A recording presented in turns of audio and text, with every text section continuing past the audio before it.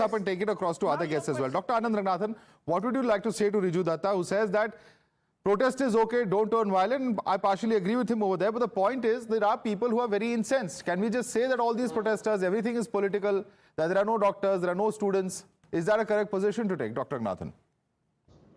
Good evening, Madhav. Good evening to my fellow panelists. I have a couple of points to make. While in the East of Bengal, the protesters have turned democracy into dictatorship, in the West of Bengal, the protesters are turning dictatorship into democracy. This is the power of democracy, where the doctors have downed their scalpels and come out and protested about what has happened to one of theirs. And I take severe objection to my good friend Riju Datta saying that, look, rapes happen everywhere. Just today also rape has happened. It is not about heinous sexual offences happening everywhere. In India, every year, 35,000 rapes happen. Each one of them is as horrific and condemnable as the next. But as you rightly put it, Madhav, it's not about the offences. It's about the cover-up. So today, the headline should not have been what Mamata has said. The headline should have been what the President has said. The President of the Republic of India is heartbroken. The Governor of Bengal is heartbroken. I want to ask not the Bengal government but the central government. Do the voices of the President of India, the Governor of India mean anything to you, sir? That's number one. And number two, about the police that has been, yes, rightfully armed with the instruments that prevent mob violence, for example, water cannons, tear gas, rubber bullets, firing. I want to ask the same police that has exercised their right yesterday. Where were they? Where were these instruments of water cannon, of rubber bullets, of all these instruments that have been provided by the state to the police?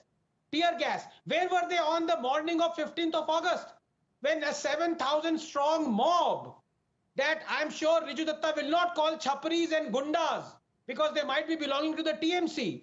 When that 7,000 strong mob barged into the RG Kar Medical College, where was the police then, let's temper our language. This is what I said to him also and Dr. Ranganathan. Let's keep our language a little. I can understand. It's a very emotive issue. I can understand, but I'm just requesting all of you, let's not take the debate down that road because then it will just spiral out of control. But let me bring in Anirban on that note. Anirban, it's wrong to just go out and say that everyone's a, political, protester. That, of course, there are instances where there has been stone pelting. It's all been captured on camera. There are instances where cops have been attacked.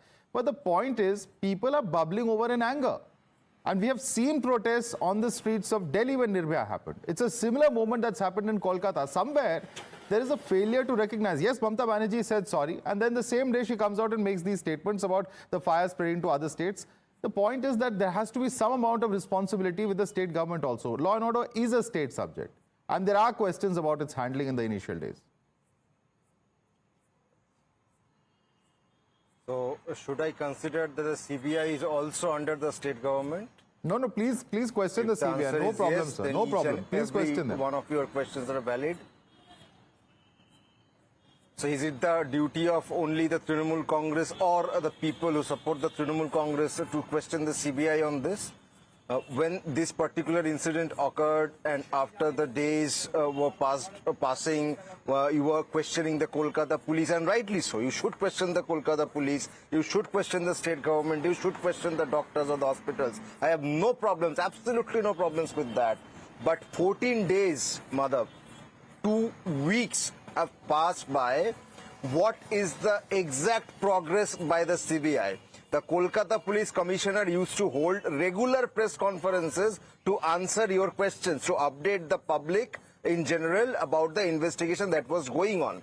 2 weeks, not a single question asked of the CBI, not a single answer given by the CBI. Nobody bothers about what the CBI is doing. Has Dr. Sandeep Ghosh been employed by the CBI? He goes to the CBI office in the morning, comes back home at night. So is he an employee of the CBI right now? Have we no right to question the CBI about the progress of the investigation? Sir, please all do. The allegations, let us consider all the allegations. But questioning the CBI does not take away from the comments of Mamata Banerjee or the actions of the police on the streets of Kolkata either. Just one line. Right. Just one line. Let us consider for a moment that all the allegations of cover-up, etc., are true. So, who is supposed to prove those allegations in a trial court? It is the CBI. Have they come out with a single statement saying that yes, these allegations are true? These are the points that we have found out through our investigation. Well, Please, to the I best must of my come in here. knowledge, Madhav, and for you know, 10 having seconds. covered these agencies, I can tell you, Anirban, that the CBI and state police function very differently. But yes.